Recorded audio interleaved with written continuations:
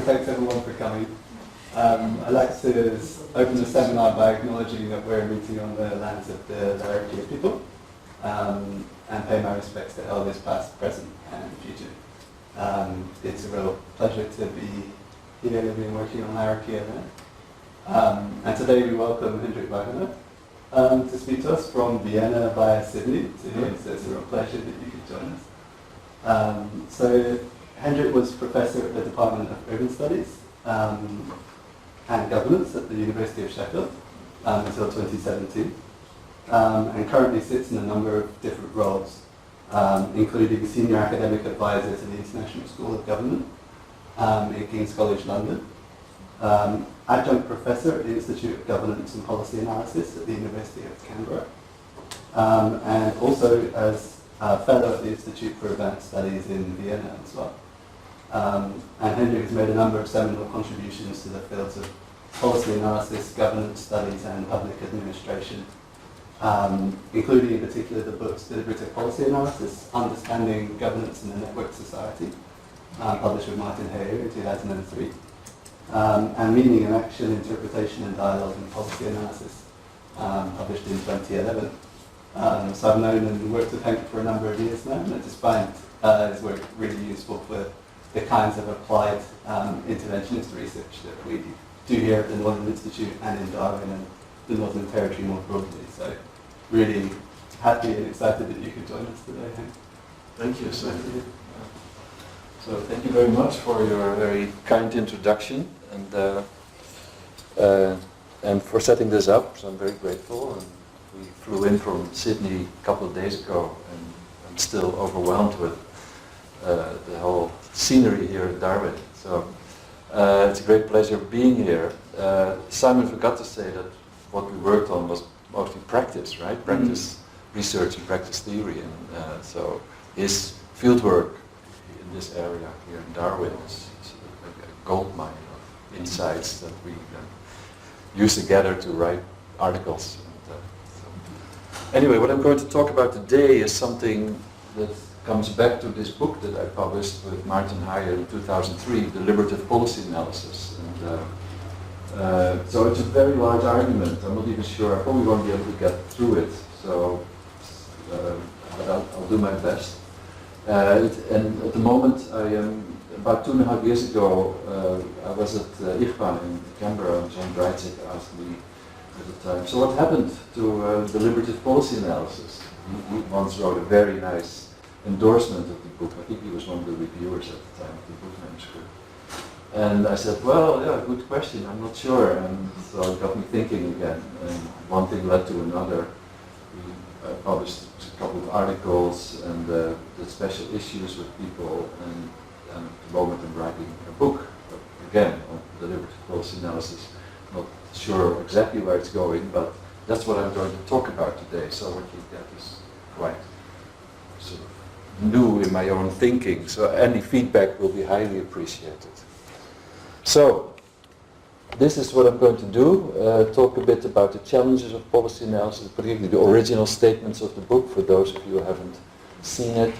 Then I'm going to talk about complexity, because that's what my current thinking is all about. I bring it all back to complexity as a human predicament, and I will explain what I mean by that.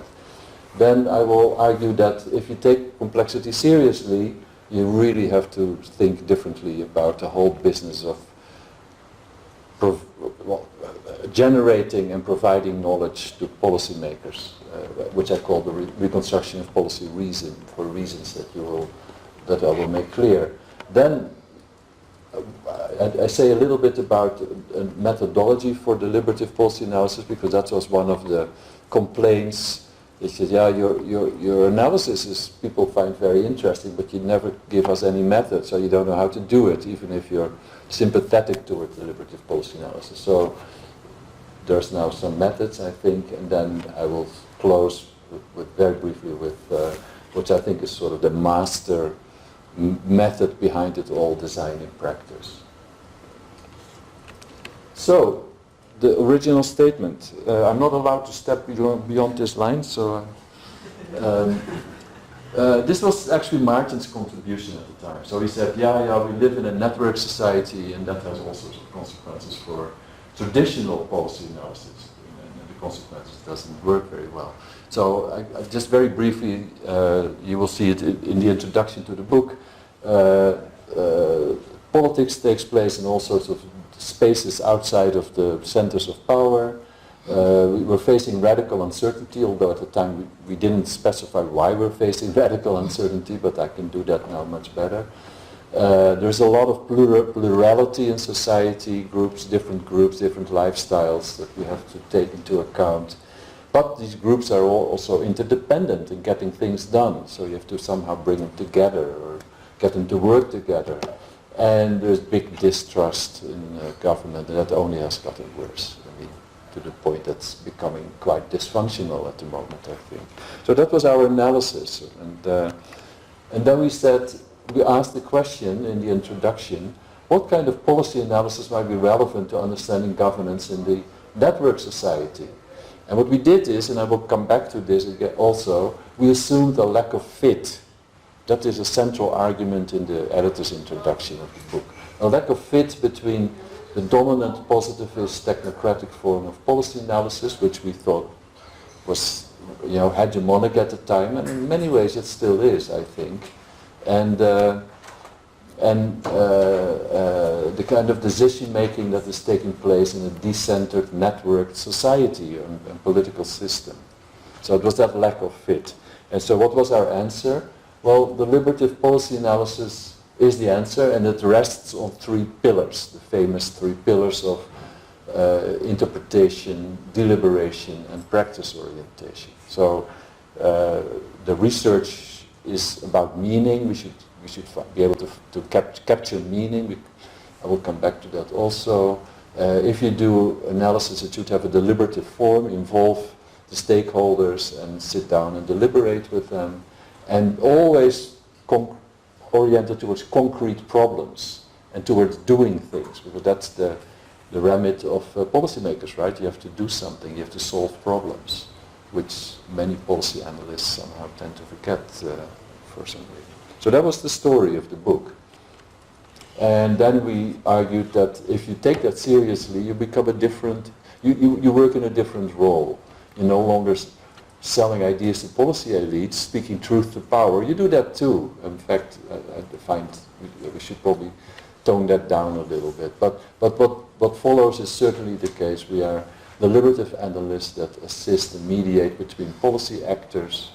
We help them to articulate their views, deal with disputes, implement possible collaborative action, and so on and so on. So that's the story of the original book.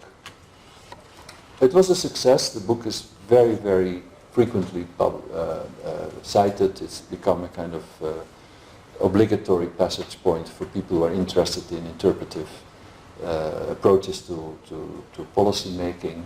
But it has never developed into a significant movement within the discipline of policy analysis. And in fact, my Chinese colleague Ya Li, with whom I work at the moment, he thinks that it is because we never specified any specific methods. So even people who were sympathetic towards deliberative policy analysis, which a lot of people are, they don't know how to do it. And that probably prevented it from entering all the handbooks and so on and so on, although it's in some handbooks. We shouldn't complain too much. But and I think it's a good point. So what I did in the past 2.5 years is to work on methods. I don't like methods so much, so I go against my own grain. But what I did was I collected lots and lots of studies that were done under the banner of deliberative policy analysis, and then inductively look at what kind of methods did they use. And instead of methods, it may be better to think of heuristics, because the whole approach to deliberative policy analysis is not so much focused on methods, actually. But anyway, we'll come to that. Well, what about all this? So I told you I'm coming back to deliberative policy analysis after many years. And in the meantime, I wrote a big book on interpretive policy analysis, meaning in action. So I know a lot more about interpretation in the meantime. And what I came to think about was that this whole argument about fit is really a bit of a shaky argument.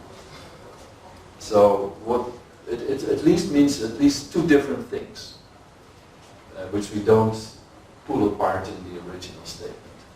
And the first is that we argue that there's a connection between the epistemic organization of policy analysis and the sociological configuration of society and the political system. Now, I call that the weak contingency model because it is sort of plausible if you don't think about it too much, but it's very, very impressionistic. It's the kind of argument you find in organizational theory under the banner of contingency model. So if the environment of an organization is, let's say, scattered across 52 countries, then the internal organization should reflect that, right? You need representatives of these 52 countries to at least speak the languages. That's this argument, the weak contingency model. I think there are big problems with that. One is that I've seen lots and lots of times that policymakers, even in a network society, they latch on to randomized controlled trials. Nothing prevents them from that, which is sort of the flagship of positivist social science, right? And they get good evidence out of those trials, and they use it. Why not, right? Sometimes you need to do big quantitative studies just to figure out that, for example, climate change is a reality. You have to follow it over decades and make sure that your data are correct and that you can actually say with some measure of certainty that the seas are actually warming up, which is not easy to do, to get that certainty. So that's why I call it a weak contingency model. And there's another problem too, which I've baptized epistemological vulnerability. We see that all the time. So no matter how good your evidence is that you get out of your research, out of your inquiry, policymakers can reject it, and they do reject it all the time, for good reasons and bad reasons. So good reasons are that your evidence comes too late, or it's not very focused on action. There's a brilliant article by two of my former advisors, that's a long time ago, Martin Ryan and Bob Wise, which the article is totally forgotten, but it should be read by anybody who is in the business of policy analysis. It's called The Evaluation of Broad-Aim Programs. So they show very well by studying one big evaluation study of a policy program, how evaluation often runs after the fact. It's too late, it's not focused on what policymakers need, and so on and so forth. Those are good reasons. Bad reasons is ideological conflict. So policymakers have a different ideology than the researchers, and they reject the evidence. It happened to me when I did my research on prostitution, for instance. The evidence was fine, but the policymakers have a different ideology. And deliberative policy analysis, I say, is in a much weaker position than the positivist research, because it lacks the authority, or alleged authority, I should say, positivist research. So, this is just qualitative stuff. It's subjective. That's what we've got. That's what we heard in our prostitution work. So, there's a second meaning of fit here, which is much stronger. There's also, like I said, the two were sort of, we didn't pull it apart. And that is that there's a relationship between the structure of society and the policy landscape and the kind of knowledge that is required to register the characteristics of society, the specific characteristics of the policy landscape. So in more general terms, I say to be valid, knowledge must demonstrate some commensurability with the morphology of its object. So, for example, when policy problems are determined by meaning, which they are in many ways, and solutions also, so the bandwidth of solutions, for example, is very much determined by the meaning we attach to issues, then you need a kind of research that's able to capture meaning. Otherwise, there's no fit, right? No real fit. So that's what we mean by commensurability.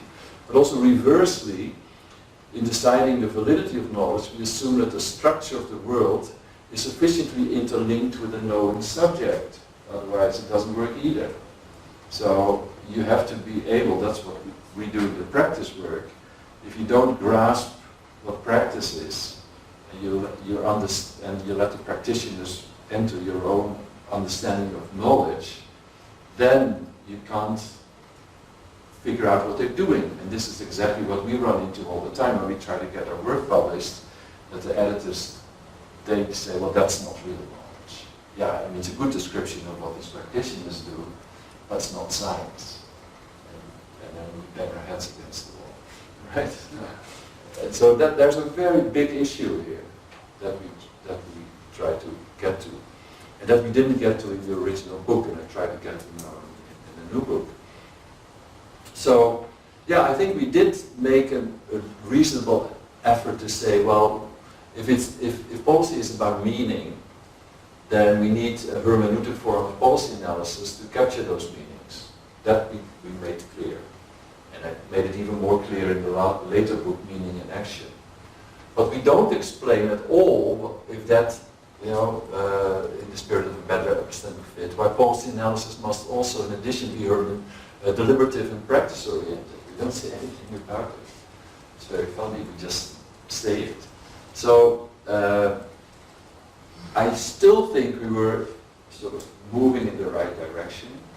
And I think the direction of thinking and formulators, can we imagine a relationship between analysis and policy that's more constructive than the current one? I think that's a good question to ask. But what would the terms of this relationship then look like? I phrase it here somewhat facetiously in terms of the mind-world problem. That's what philosophers are breaking their heads over for millennia now. That's not a very good way to put it, if you will see later when I start to talk about the reconstruction of reason. But it's an interesting way to put it. So, okay, so that's those two things we did not keep apart at all, I think, in the book. So where am I now? Well, if you think, well, is there a better way to construe this relationship between policy inquiry and the world of public policy? And then what do you come up with? And I came up with complexity. There's an argument which I will spare you now, but it's it boils down to the fact that I think complexity is a deep structure. Some people call it ontological. I don't know if it's ontological, because it always these fruitless discussions. But you could call it that. And these are some of the books that have influenced me. And I think if you want to summarize what a constructive relationship between policy analysis, policy inquiry, and policy making is, it's all about harnessing complexity, which is a term that you can see that comes out of this little book. Now, but I do something else with complexity than most complexity writers. So if you start to read the literature on complexity, you quickly find yourself in a morass of mathematical models and very complicated jargon and whatnot. And I don't want to go there. I don't think that's what complexity is about. I mean, they're very important, that literature, and understanding complexity. But I see it above all as a human predicament. It's a term that Bill Connolly uses. Not about complexity, but about life in general. Life is a human predicament, I guess.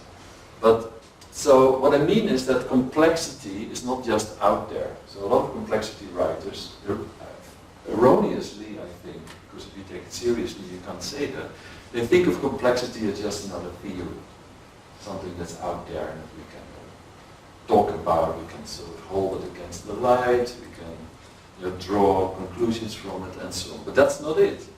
Complexity is not just out there. It's not a property of the world that we can think about unilaterally. And Lasse Gerrits, who is a Dutch colleague of mine, and a really, really good writer about complexity, very underrated, I think. He says complexity is not external to the decision maker. It cannot be switched on and off at will, which is another way to say we're in the middle of it, guys, and we can't extract ourselves from it. It's bound up with ourselves and with our being in the world. You know, I don't want to. I'm very reluctant to call up the name of Heidegger, philosopher, but he had a wonderful phrase. He said, "We are thrown into the world." That's what it is, I think. So that's why I think this is a fascinating picture, because this is, for many of us, how the world looks like. Sure, it should look like. So, Bill Conway says a predicament is a situation lived and felt from the inside. I think he puts that so well. So that's what complexity is for us. It's lived and felt from the inside. I don't know if you follow the stories about the coronavirus, which we now seem to be on the verge of a pandemic. It's very difficult to get your head around, right? It just moves and spreads, and we now understand the virus a little better. We know that it attacks mostly men, and that older people have much higher risk of dying from it than younger people. All these things, but it's a maze, and it's so many systems come together in it. So, so it's. Well, to continue, it's not only that it is our human condition to be an inextricable part of complexity, but it has all sorts of experiential and therefore emotional and affective dimensions. We don't contemplate the coronavirus dispassionately, right? For some people it means they're going to lose a lot of money. Apple can't produce iPhones anymore. Tesla can't produce cars anymore. People who are invested in these companies and see their investments shrinking. And it's that experiential dimension of complexity that gives it its urgency. We need to deal with this, guys. And the compulsion to understand it, to fix it, to improve it. So we are, as I say here, intrinsically continuous with complexity. And to acknowledge that, that's a very hard thing to do for most policymakers for some reason.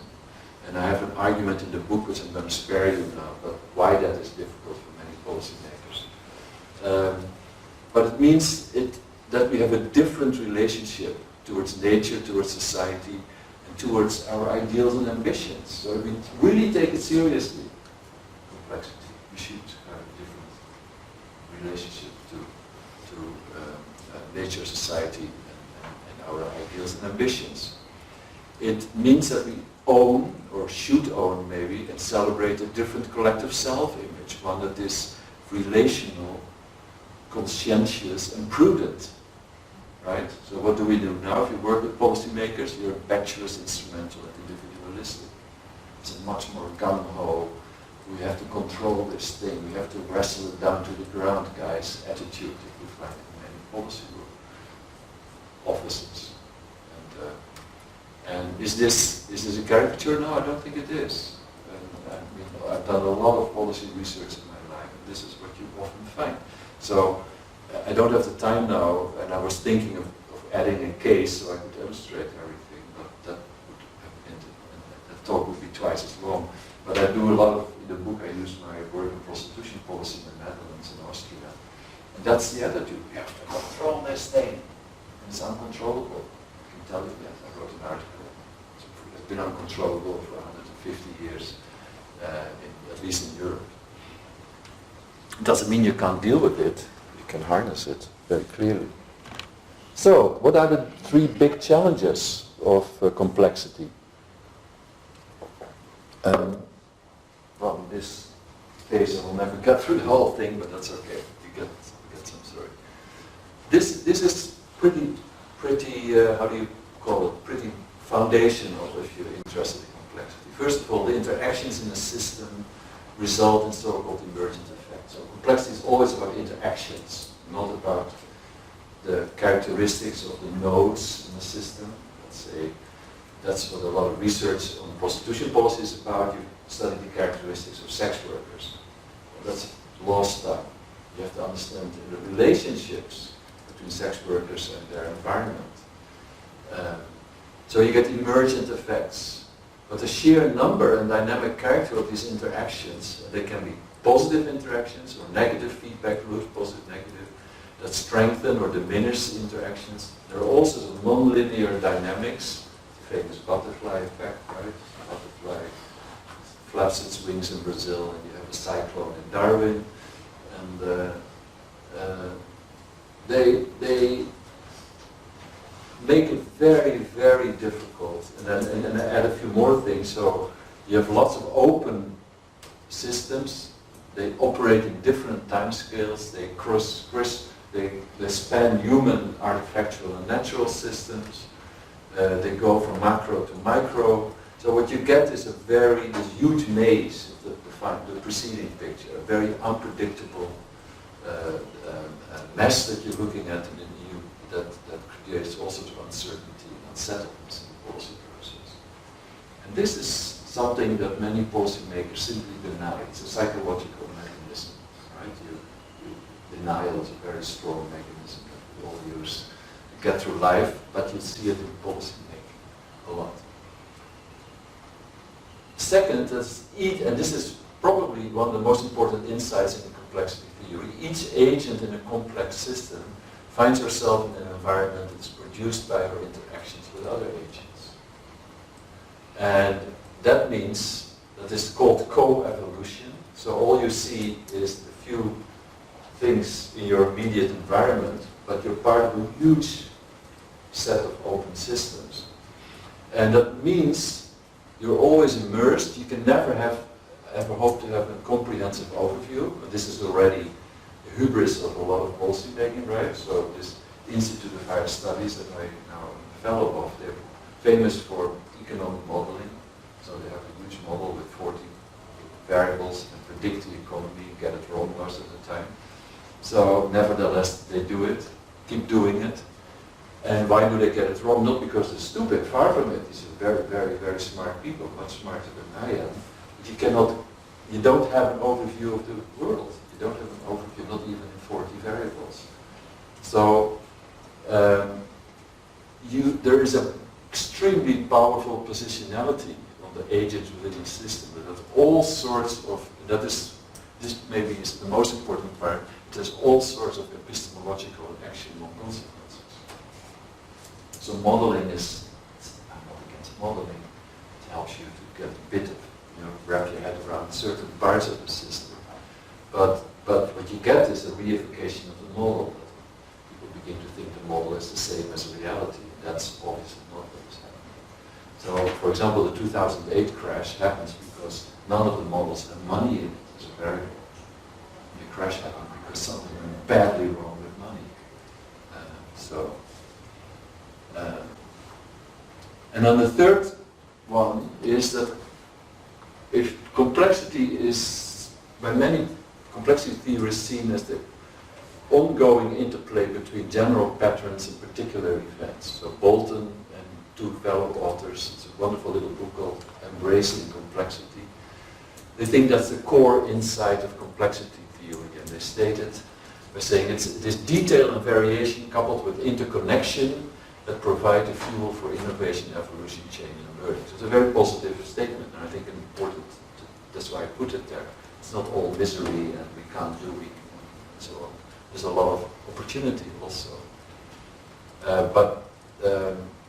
And I say, well, what it means is, and that's what I say too, you can't plan for surprise and you're continuously surprised. What you can do is you can, under the right conditions, use surprise as an opportunity for discovery, creative learning. That's what I'm going to turn to now. So, I'm restating the original challenge here. What are the features of a policy analysis that takes complexity seriously, both conceptually and methodologically? And this is a question that my colleagues Margaret Stout and Janine Love, the book you saw earlier on, pose. How can we most effectively and justly govern in a globally interconnected social, economic and environmental system? I think those are two important questions. Well, my next move in my argument and in the book will be, we have to really, really think differently about the whole business of research and knowledge in the service of policy making, or in the context of policy making. And I call it the reconstruction of policy reasoning. Why do I do that? Because I draw upon the resources that pragmatism gives me. So the philosophy of pragmatism was associated with Charles Sanders Peirce, William James, John Dewey, and Mary Parker Follett. And I call that a natural, well, no, let me build it up like I try to do in the book. Most books that talk about complexity, they will tell you, they will move into a direction where they start to model complexity. Even my wonderful colleague Lasse Gerrits is now modeling what he calls fitness landscapes. And it's an intriguing concept, and I'm not going into it now. I think it's all wrong. Because what you do then is you move yourself out of the complexity situation and you start to model it from a distance, unilaterally. What I do here is I use a naturalistic methodological strategy, which is learning from successful and not so successful cases of harnessing complexity. I'm in very, very good company here, because another project I'm involved in is the commons, bringing back the idea and the practice of commons. And Elinor Ostrom got a Nobel Prize for doing exactly this. She studied lots of commons and asked herself the question, why are some successful and others not? And she, inductively she came up with some, what she called design principles. Now, what I argue is there's nothing new about complexity, as long as there have been human beings with a little bit of reflexive capacity. They knew about complexity. It's a practical human challenge. And throughout history, ordinary people, community leaders, officials, everyone who not have been aware of the manifestations of complexity and dealt with it as best as they could. And some of them were more effective or more creative and could come up with more enduring solutions than others. And importantly, their fellow citizens recognize this. So they can make the distinction between good and bad, or more effective and less effective solutions. Very important. So dealing with complexity is not some mysterious or highly arcane technical ability. It's what we do every day in our own lives. That's why I call it a naturalistic methodological strategy. And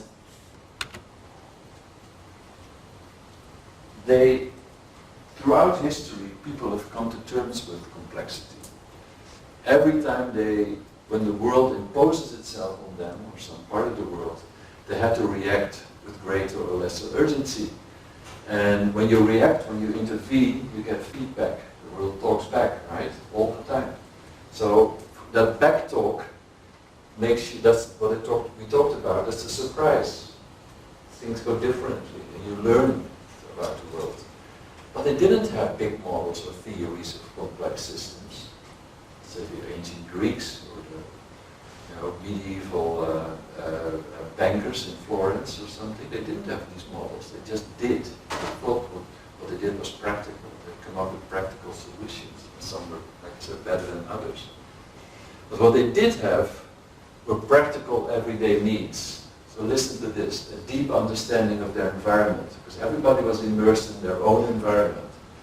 Requisite experience, otherwise they couldn't live in their environment. Careful attention and discernment.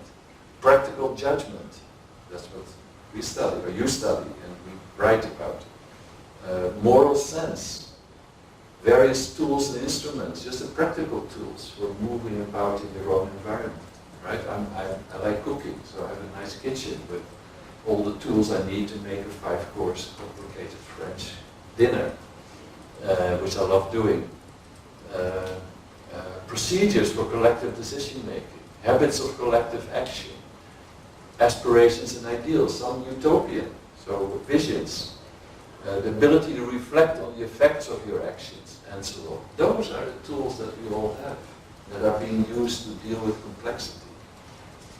And above all, they approach the world by acting on it. And this is a phrase of a book about William James, by whom called Siegfried, by their interactive appropriation of the world. It's very important. It's relational understanding of how we deal with understanding the world and acting in the world. So this is how I think we deal with complexity. And then you end up with pragmatism. So this is John Dewey, this is William James. I didn't have space for the others. But, and I tried to summarize pragmatism's key tenets. And I'm a bit cheeky here because I did it in a way that it agrees with dealing with the world of becoming. And the first is the primacy of discovery through experience in the flow of life lived in association with others. It's a beautiful formulation. Betsy Healy, who writes about pragmatism and planning, colleague of mine, one of the greatest planning theorists in the world. It's about the full range of human capacities that we use as resources for public policy practices. So I just gave you those capacities. So any epistemology that you formulate to deal with complexity must take all those human capacities that I just listed into account. Otherwise it doesn't make sense. What do we do? We reduce it all to a very narrow cognitive capacity of knowing through certain procedures, which is strange because there's so much more that we have. Another key tenet is the importance of moral reasoning and intentionality for grasping and navigating complex issues. So in pragmatism, morality is at the center of understanding the world and acting in the world. And then the fourth, a naturalistic and functional understanding of knowing is intimately related to living. So knowing is not a separate abstract activity. It's in coming to an understanding and then acting on the situation at hand. Fact, theory, value, and interpretation are interpenetrated. You can't unravel them. Again, a very different understanding of epistemology than the usual one. Then there's the emphasis on inquiry as systematic cooperative human interaction with an environment. That's Hilary Putnam's formulation. He was a very famous philosopher who, at the end of his life, became sort of converted to pragmatism under the good influence of his wife, Ruth Anna Putnam, who was also a philosopher. And there is a continued focus on enriching democracy as a strategy of collective problem solving. So those are sort of the key tenets. How many? 6. Maybe there's one more, one less, I don't know. But this is what I get out of it. And this is, I think, what I mean by the reconstruction of policy reason. So it's a completely different way of positioning the business of policy analysis and engaging what it is to be a policy analyst to policy making. But it's also the reverse. So I think when we make policy, we should do it much more along those lines than what we do now, which is an office where people design a policy, come up with policy instruments, and implement it. That's it. So those, I call them heuristics. Design deliberative platforms, enhancing the deliberative capacity of a policy system, and integrated governance. And they were all, I think they're held together with what I call design in practice. Thanks very much. Thank you very much. Thank you for being here.